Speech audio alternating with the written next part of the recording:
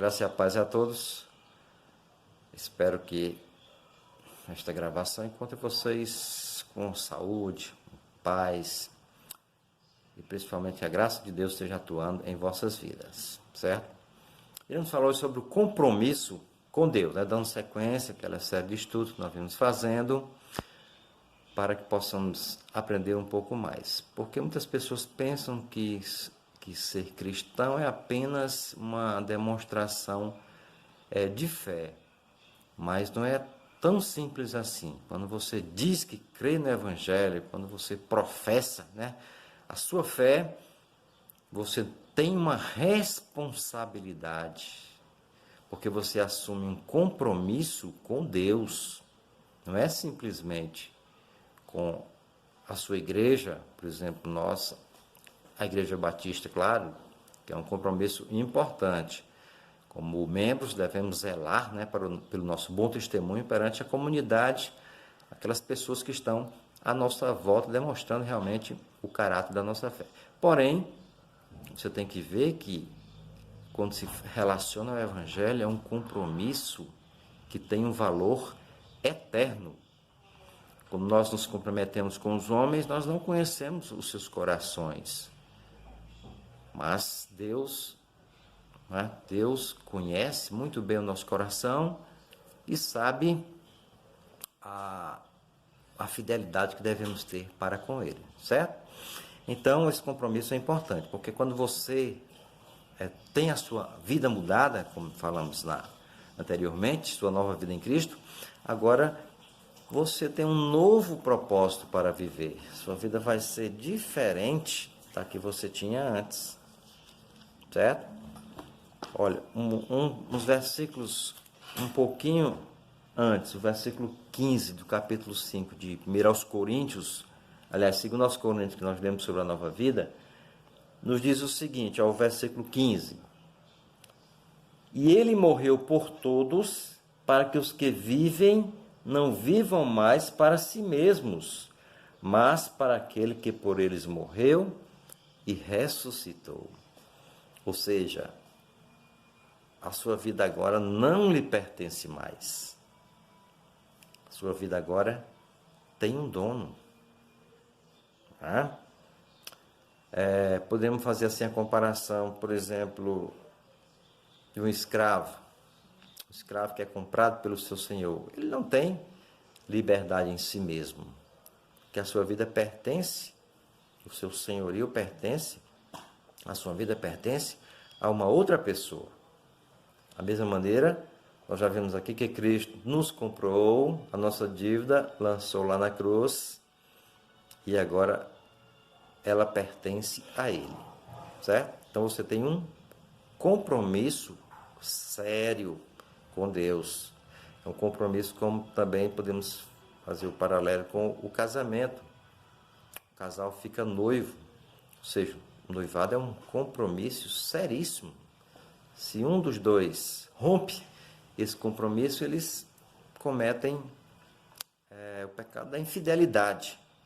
E principalmente quando o ato é concretizado no casamento, que é um compromisso realizado a dois, não é apenas de uma parte, mas de ambas as partes, o homem e a mulher.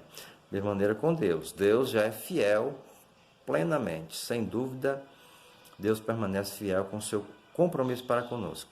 E, da mesma maneira, não devemos demonstrar o mesmo compromisso para com Deus.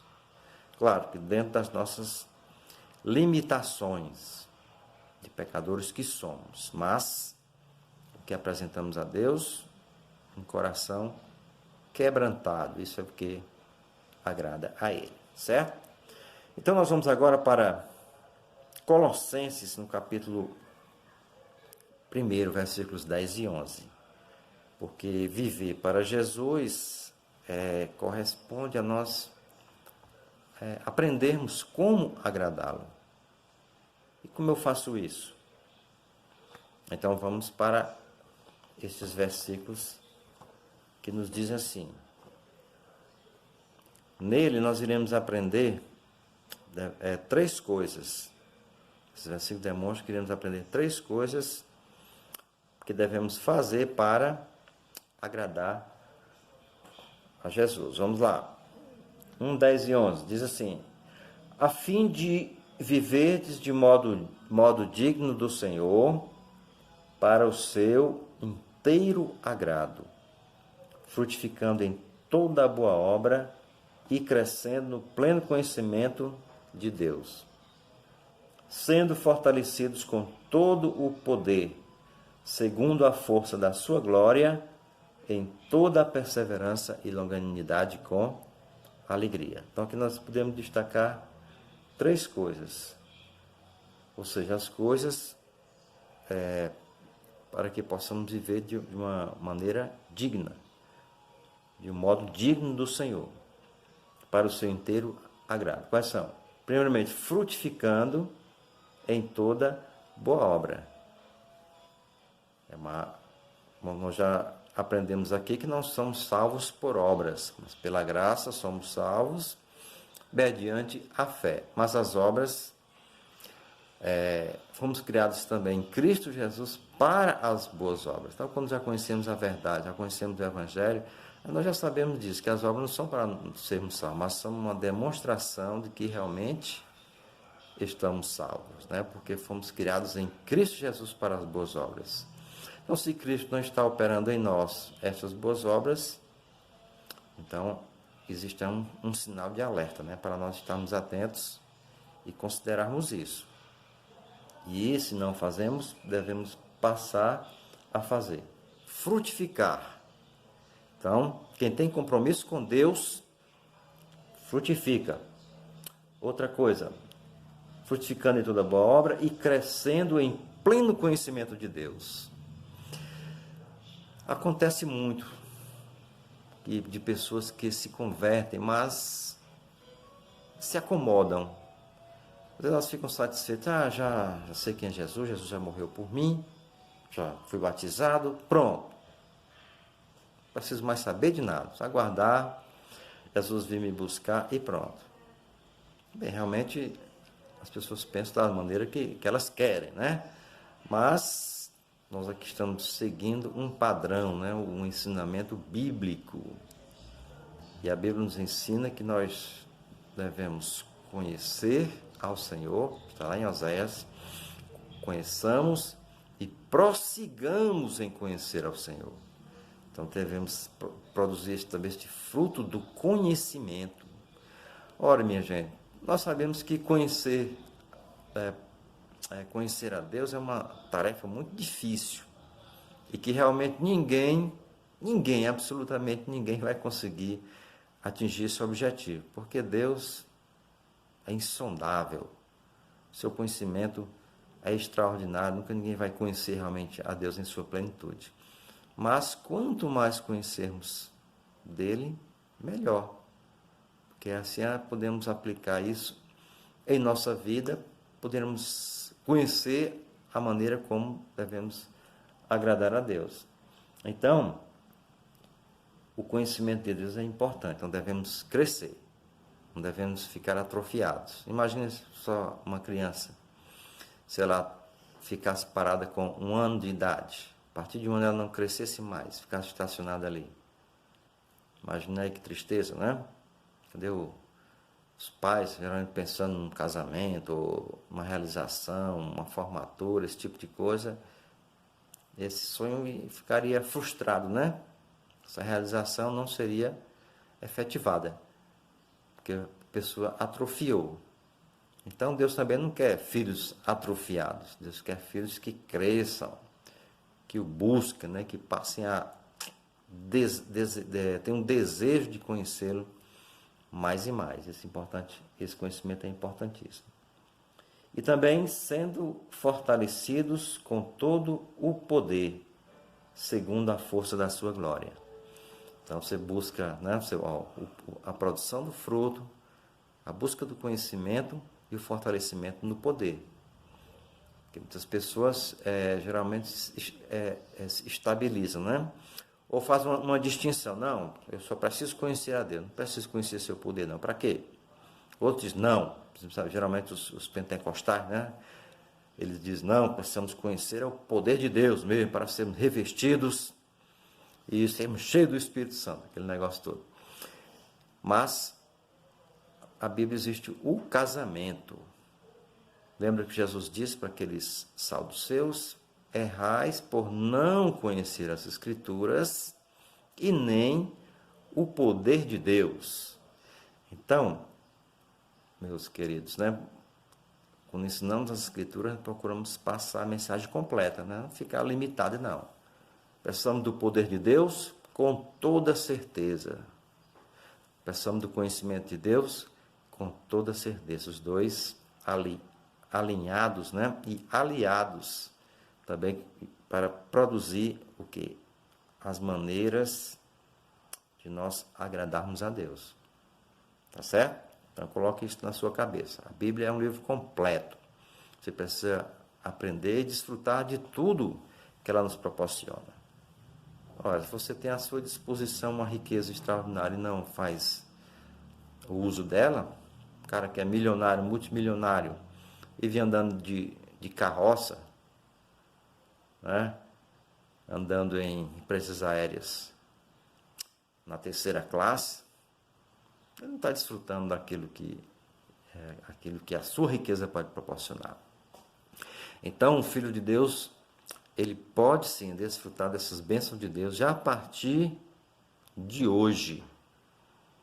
A partir de então, ele já pode desfrutar das alegrias que ele já, pela fé, deseja, né? Almeja lá no céu, ao lado de Deus.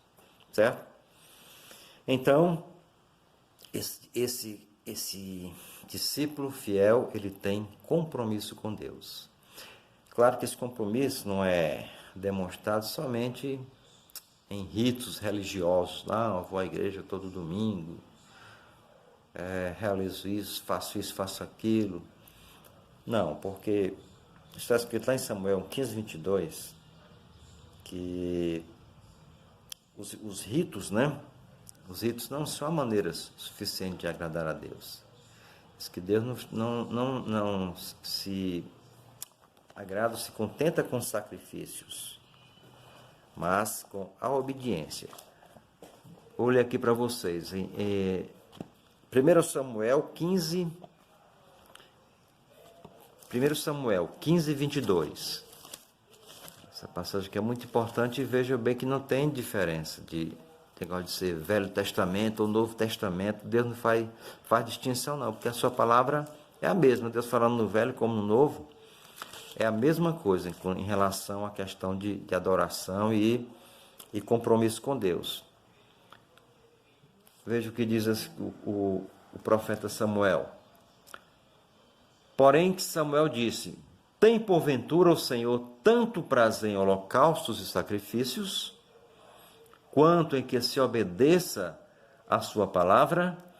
Eis que o obedecer é melhor do que o sacrificar, e o atender melhor do que a gordura de carneiros. Certo?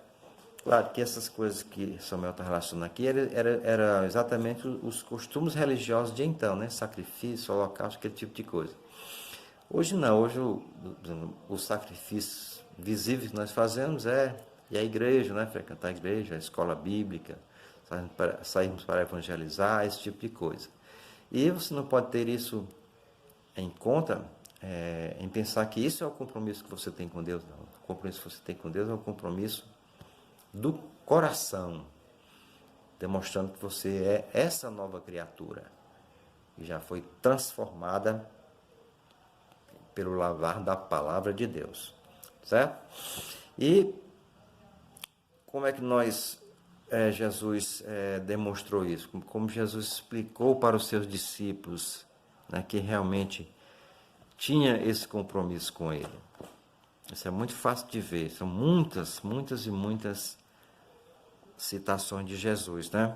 Mas quero ler com vocês aqui somente essas aqui do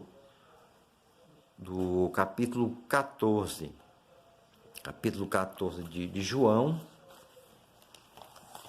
que vai nos dizer Exatamente isso aqui, ó, 14, 15 e o 21.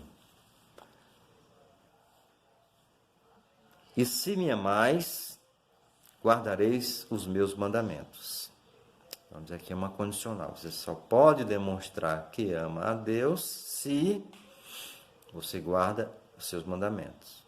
Você só pode dizer que você tem compromisso com Deus quando você guarda. Se você apenas diz, como o profeta recriminava muitos judeus, 700 anos de Cristo, vocês têm a lei na boca, professam a Deus na boca, mas o coração está longe de Deus. Então nós não queremos isso. Então, realmente seria uma tragédia para nós.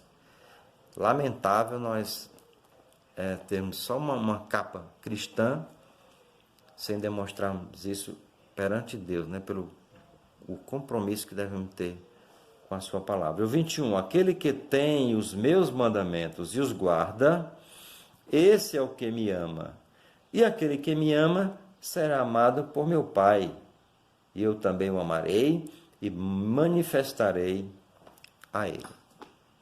Aí então retornamos uma questão que sempre repetimos aqui. Se para demonstrarmos que amamos a Deus temos que guardar os seus mandamentos, então a principal coisa que devemos saber é exatamente os seus mandamentos. Mais uma vez, os mandamentos são para que sejamos salvos, para que possamos agradar a Deus, para que a nossa salvação seja aperfeiçoada, seja melhorada? Não. Isso é apenas a demonstração que realmente você está dando que o Evangelho fez efeito em sua vida. Que o Evangelho realmente transformou, lhe tirou do reino das trevas e trouxe para o reino da luz, que é Jesus. Tirou você da cidadania maligna e colocou você na cidadania celestial. Tirou você de uma herança maldita, que era o salário do pecado, que era a morte e condenação eterna, e transportou você, né, para uma herança celestial, a vida eterna, a coroa da vida, a coroa da justiça, é que o justo juiz vai dar a todos aqueles que amam a sua vinda. Então, se demonstro esse compromisso, o que acontece? O que é que o Pai faz conosco? O Pai, eu também o amarei e me manifestarei a Ele. Então, é uma consequência natural isso acontecer. Porque nós já sabemos aqui que Deus é fiel à sua palavra. Se você faz isso com toda a sinceridade do seu coração, nem se preocupe, que não vai haver falha da parte de Deus. Ele vai cumprir. Porque muitas vezes a gente escuta assim, esse mundo assim, neopentecostal, né? Pessoas pedindo para Deus determinar, Deus faça isso por mim e tal. Realmente, Deus não é... Você não é senhor de Deus, né? Pelo contrário, você tem que ser um servo. Mas, quando você se submete à sua palavra, né? Deus conhece seu coração. Aí então, meu amigo, aí Deus fica comprometido com você. Aí não é você que vai mandar Deus determinar, não. É Ele que determina para você. Então vai se encaixar tudo perfeitamente. E para encerrarmos, esse mesmo livro de João 15, o 15, 14, diz assim também: vós sois meus amigos, se fazeis o que eu vos mando. Fechou. Parece até uma repetição, né? Mas é porque Jesus sempre gostava de dar uma ênfase, né? Para dizer para aquele discípulo, olha, é dessa maneira. E volto a dizer, é dessa maneira. Qual é a maneira? Ele até continua aqui. Já não vos chamo servos, é o 15, porque o servo não sabe o que faz o seu senhor. Mas tenho-vos chamado amigos, porque tudo quanto ouvi de meu Pai vos tenho dado a conhecer. Existe uma expressão na Bíblia muito interessante que Deus fala acerca de Abraão, né? Deus o chama de, aliás, ele é chamado o amigo de Deus. Então, se houve a expressão amigo de Deus na Bíblia, só nos lembramos de Abraão, certo? Isso era até o momento em que Jesus não havia pronunciado essa palavra. João 15, 15. Você quer ser chamado amigo de Deus também? Quem é o amigo? O que obedece os seus mandamentos. Então, não é mais um servo. E que coisa maravilhosa, certo? Mas tudo depende de um compromisso com a palavra de Deus. Então, Deus lhe abençoe, Deus nos abençoe, que possamos ser realmente chamados amigos de Deus. Amém.